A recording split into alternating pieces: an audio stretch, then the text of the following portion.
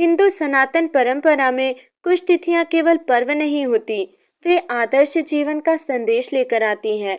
जी हाँ भक्तों, राधे राधे।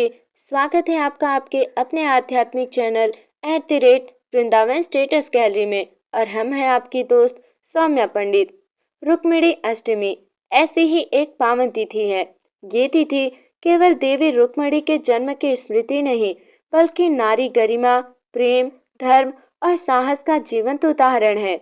जहाँ एक ओर देवी राधा भक्ति का सर्वोच्च स्वरूप है, वहीं देवी रुक्मिणी धर्मपत्नी, त्याग और मर्यादा की जीवित प्रतिमा है। पौष मास आत्मिक शुद्धि का महीना माना जाता है। इस मास की कृष्ण पक्ष की अष्टमी तिथि देवी रुक्मिणी के धरती पर अवतरण की तिथि है।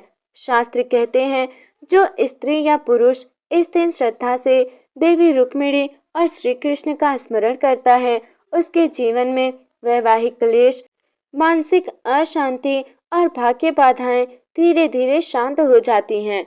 देवी रुक्मिणी कौन थी? देवी रुक्मिणी केवल श्री कृष्ण की पत्नी नहीं थी, वे लक्ष्मी जी का अवतार थी, धर्म की रक्षा करने वाली थी, साहस और निर्णय की मूर्ति थी और सबसे बढ़कर स्वयं अपने भाग्य की रचयिता थी। उनका जीवन ये सिखाता है कि स्त्री केवल सहनशील नहीं, निर्णायक भी हो सकती है। प्राचीन काल में विदर्भ नामक एक समृद्ध राज्य था। उसके राजा थे राजा भीष्मक। धर्मनिष्ठ, यज्ञशील और प्रजावत्सल राजा थे। उनकी पत्नी अत्यंत पतिव्रता और पुण्यात्मा थी। वर्षों की तपस्या के बाद उन्हें कन्या रत्न की प्राप्ति हुई थी। पौष मास की कृष्ण अष्टमी आकाश में अद्भुत प्रकाश फैल गया। प्रकृति मानो किसी दिव्य आगमन की तैयारी कर रही थी। उसी क्षण रानी के गर्भ से एक कन्या ने जन्म लिया। उस कन्या के मुख पर असाधारण तेज था। ऋषियों ने घोषणा की कि ये साधारण कन्या नहीं, ये स्वयं महालक्ष्मी का अवतार है। उसका नाम रखा गया देवी रुक्मिणी। रुक्मिणी साधारण बालिका नहीं थी, उनके व्यवहार में गंभीरता थी। उनकी आंखों में करुणा और बुद्धि दोनों झलकती थी। ये श्री कृष्ण की कथाएं सुनते ही आनंदित हो जाती। उनका मन अनायासी द्वारका के नीलवर्णधारी की ओर खींचने लगता। यद्यपि रुक्मिणी ने श्री कृष्ण को प्रत्यक्ष नहीं देखा था, फिर भी उनका हृदय श्री कृष्ण को अपना सर्वस्व मान चुका था। ये प्रेम देह का नहीं, आत्मा का था। देवी रुक्मिणी का जीवन यहीं से एक नई दिशा लेने वाला था। आगे आने वाली कथा में हम जानेंगे रुक्मिणी का कृष्ण प्रेम, शिशुपाल का अहंकार, विवाह का संकट और रुक्मिणी का साहसी निर्णय। ये सब कथा को आगे अद्भुत मोड़ देंगे। तो आप सभी लोग बने रहिएगा वीडियो में। समय आगे बढ़ा। विदर्भ की राजकुमारी रुक्मिणी अब किशोरावस्था में प्रवेश कर चुकी थी। उनका सौंदर्य केवल बाह्य नहीं था, वो उनके विचारों, उनकी दृष्टि और उनके आचरण में स्वतः प्रकट होता था। राजमहल में ऐश्वर्य की कोई कमी नहीं थी, पर रुक्मिणी का मन इन सब से परे किसी और ही लोक में विचरण करता था। महल में ऋषि मुनियों का निरंतर आगमन होता। वे जब द्वारका के नीलवर्णधारी श्री कृष्ण की कथाएं सुनाते तो रुक्मिणी मौन हो जाती। उनका हृदय हर शब्द के साथ और अधिक श्री कृष्ण से जुड़ता चला जाता। ये प्रेम किसी कल्पना या परिणाम नहीं था, ये पूर्व जन्मों का स्मरण था। रुक्मिणी जानती थी, श्री कृष्ण केवल एक राजा नहीं, वे धर्म के संरक्षक भी हैं। उनका जीवन धर्म, करुणा और नीति का सजीव उदाहरण है और रुक्मिणी का मन केवल उसी धर्म के साथ बनना चाहता था। परंतु राजमहल में एक और ही चर्चा चल रही थी। राजा भीष्मक अपने राज्य की सुरक्षा और राजनीतिक मजबूती के लिए एक निर्णय लेने को बाध्य थे। उनके बड़े पुत्र रुक्मी अत्यंत महत्वाकांक्षी था। उसकी दृष्टि में विवाह भावना नहीं, राजनीति था। उसी समय चेदी देश का राजा शिशुपाल अपने दूतों के माध्यम से विवाह प्रस्ताव लेकर आया। शिशुपाल शक्तिशाली था, पर अहंकार से भरा हुआ। उसके मन में धर्म नहीं, अधिकार की भावना थी। जब ये प्रस्ताव रुक्मिणी तक पहुंचा तो उनका हृदय कंपित हो उठा। ये केवल विवाह का प्रश्न नहीं था, ये उनके जीवन के मूल उद्देश्य का प्रश्न था। एक ओर पितृ आज्ञा का सम्मान, दूसरी ओर आत्मा की पुकार। रुक्मिणी ने किसी से विरोध नहीं किया, उन्होंने क्रोध नहीं दिखाया, पर उनके भीतर एक दृढ़ निश्चय जन्म ले चुका था। यदि जीवन श्री कृष्ण के साथ नहीं तो वो जीवन नहीं। रुक्मिणी ने एक ब्राह्मण को बुलाया, अपने हाथों से एक पत्र लिखा। उस पत्र में ना कोई शिकायत थी, ना कोई आग्रह, केवल समर्पण था। उन्होंने लिखा, हे नाथ, यदि आप मुझे अपना स्वीकार करते हैं तो आकर मेरा उद्धार कीजिए, अन्यथा ये देह आपके बिना व्यर्थ है। ये पत्र किसी कन्या का नहीं, एक आत्मा का अपने परमात्मा को आवाहन था। रुक्मिणी ने अपना भाग्य श्री कृष्ण के हाथों में सौंप दिया। ब्राह्मण वो पत्र लेकर द्वारका की ओर चला। इधर विदर्भ में विवाह की तैयारियां तेज हो चुकी थी। शिशुपाल का अहंकार और अधिक बढ़ रहा था। अब कथा एक निर्णायक मोड़ पर थी। धर्म और अधर्म, प्रेम और राजनीति, आत्मा और सत्ता, सब आमने सामने खड़े थे। भक्तों, रुक्मिणी का साहस अब परीक्षा देने वाला था। श्री कृष्ण का उत्तर इतिहास रचने वाला था और विदर्भ की धरती एक ऐसे क्षण की साक्षी बनने वाली थी जो युगों तक स्मरण किया जाएगा। द्वारका की पावन भूमि पर जब वो ब्राह्मण पहुंचा तो संध्या का समय था। समुद्र की लहरें मंद स्वर में मानो किसी रहस्य को दोहरा रही थी। ब्राह्मण ने श्री कृष्ण को रुक्मिणी का पत्र सौंपा। श्री कृष्ण ने पत्र को हाथ में लिया और एक क्षण के लिए उनकी दृष्टि स्थिर हो गई। जैसे जैसे श्री कृष्ण ने पत्र के शब्द पढ़े, उनके मुख पर गंभीरता छा गई। ये पत्र केवल प्रेम का नहीं था, ये धर्म की पुकार था। रुक्मिणी ने ना अधिकार मांगा था और ना ही सुरक्षा, उन्होंने केवल आत्मिक स्वीकार्यता चाही थी। श्री कृष्ण ने आंखें बंद की। क्षण भर में वे समझ चुके थे, ये विवाह केवल दो व्यक्तियों का नहीं, धर्म और अधर्म का सामना है। उन्होंने धीरे से कहा, जो आत्मा धर्म के पथ पर मुझे चुनती है, उसे मैं कभी अकेला नहीं छोड़ता। श्री कृष्ण ने बलराम जी, उद्धव और अन्य यादवों को सभा में बुलाया। संपूर्ण विषय सबके सामने रखा गया।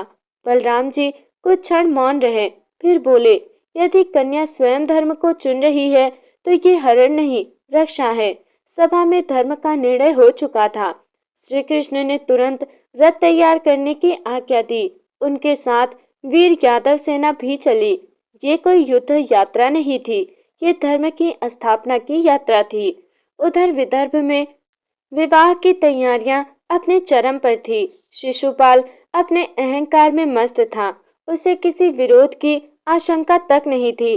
रुक्मिणी मौन थी, पर उनका मन एकदम शांत था। विवाह से पूर्व रुक्मिणी देवी अंबिका के मंदिर गई।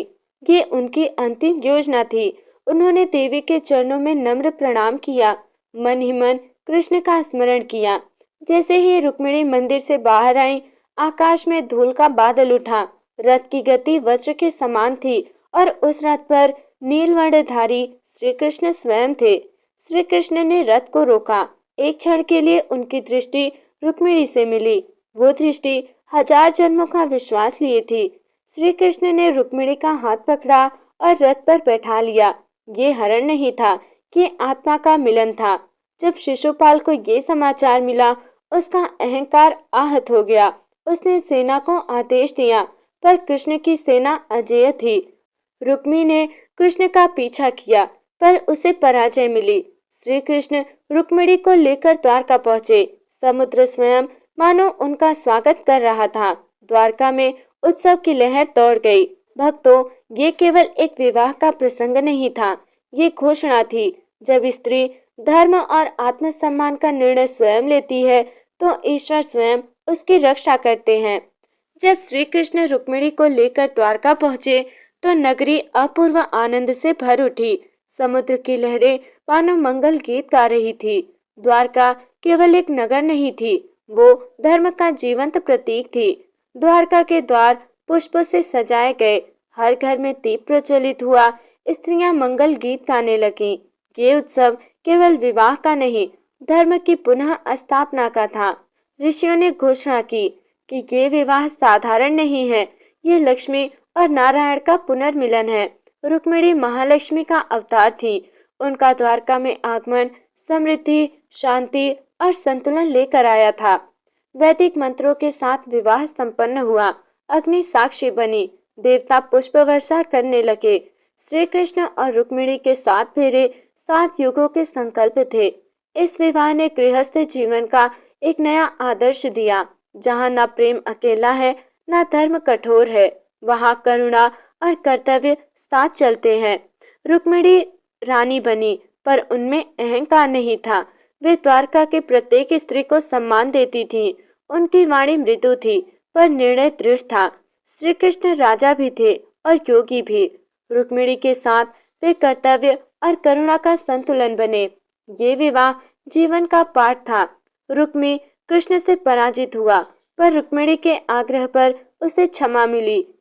ये क्षमा शक्ति की नहीं, धर्म की विजय थी। इस विवाह ने समाज को ये सिखाया कि स्त्री की इच्छा धर्म के विरुद्ध नहीं, यदि वो सत्य पर आधारित हो। भक्तों, अब कथा अपने अंतिम चरण की ओर है। अब हम आगे जानेंगे रुक्मिणी अष्टमी का व्रत, पूजन विधि, व्रत का आध्यात्मिक फल और आज के जीवन में इसका संदेश। रुक्मिणी अष्टमी केवल एक तिथि नहीं, ये नारी सम्मान, धर्म संकल्प और ईश्वर भक्ति का उत्सव है। शास्त्र कहते हैं, जिस दिन रुक्मिणी ने श्री कृष्ण को हृदय से वरा, वही दिन अष्टमी के रूप में पूजित हुआ। ये व्रत इच्छाओं की पूर्ति हेतु नहीं, बल्कि इच्छाओं की शुद्धि हेतु है, जहाँ मन, वाणी और कर्म तीनों एक दिशा में प्रवाहित हो। सूर्योदय से पूर्व शुद्ध स्नान के बाद व्रती मन में संकल्प करता है कि हे श्री कृष्ण, जैसे रुक्मिणी ने संपूर्ण श्रद्धा से आपको अपनाया, वैसे ही मेरा जीवन आपके चरणों में समर्पित हो। घर के पूजा स्थान में श्री कृष्ण और देवी रुक्मिणी की प्रतिमा स्थापित करें। पीले वस्त्र, तुलसी पत्र, कमल पुष्प उन्हें अर्पित करें। दीप प्रज्वलन अंतर्मन को प्रकाशित करता है। उपवास शरीर को नहीं, अहंकार को शांत करने के लिए है। फलाहार हो या निर्जल व्रत, भाव से पूर्ण होता है। इस दिन रुक्मिणी कृष्ण विवाह कथा का श्रवण और पाठ विशेष फलदायी है, क्योंकि ये कथा जीवन में धैर्य, साहस और विश्वास जगाती है। भक्तों, शास्त्रों में कहा गया है, वैवाहिक जीवन में मधुरता, संतान सुख, मानसिक शांति, धन और धर्म का संतुलन पर सबसे बड़ा फल है ईश्वर से अटूट संबंध। रुक्मिणी आज भी सिखाती हैं, नारी की शक्ति उसकी अस्पष्टता में है। डर नहीं, संकोच नहीं, धर्म के मत पर साहस ही सबसे बड़ा आभूषण है। श्री कृष्ण का आचरण बताता है कि शक्ति रक्षा के लिए हो, अहंकार के लिए नहीं। प्रेम मर्यादा के भीतर और धर्म के साथ होना चाहिए। भक्तों, आज जब रिश्ते स्वार्थ पर टिके हों, तो ये व्रत समर्पण सिखाता है। जब आस्था कमजोर पड़े, ये तिथि भरोसा जगाती है। रुक्मिणी जीवात्मा है, कृष्ण परमात्मा है और अष्टमी उनके मिलन का शाश्वत प्रतीक है। भक्तों, ये कथा कहानी नहीं, जीवन का दर्पण है। जो श्रद्धा से सुनता है, उसका जीवन अनजाने ही धर्ममय हो जाता है। तो हे श्रद्धालु भक्तों, आज हमने मिलकर रुक्मिणी माता के उस पावन चरित्र का स्मरण किया, जिसमें श्रद्धा है, साहस है और श्री कृष्ण के चरणों में पूर्ण समर्पण है। रुक्मिणी अष्टमी हमें ये सिखाती है कि जब मन में धर्म का दीप जलता है, तो कोई भी बाधा ईश्वर से मिलने से रोक नहीं सकती। भक्तों, ये कथा केवल व्रत विधान नहीं, बल्कि जीवन जीने की दिव्य कला है। यदि जीवन में कभी संशय आए, यदि मन विचलित हो, तो रुक्मिणी माता का स्मरण कीजिए, साहस स्वयं मार्ग बन जाएगा। हे प्रभु श्री कृष्ण, जैसे आपने रुक्मिणी माता की लाज रखी, वैसे ही हम सभी भक्तों की रक्षा कीजिए। हमारे घरों में शांति रहे, रिश्तों में मधुरता रहे और हमारा मन सदैव आपके चरणों में स्थिर रहे। इसी मंगल कामना के साथ आज की ये पावन कथा यही पूर्ण होती है। यदि ये कथा आपके हृदय को स्पर्श कर गई हो, तो इसे अपने परिवार और प्रियजनों के साथ अवश्य साझा करें, ताकि भक्ति का ये प्रकाश हर घर तक पहुँचे। राधे राधे, जय श्री कृष्ण। आपका जीवन कृष्ण कृपा से सदैव मंगलमय हो।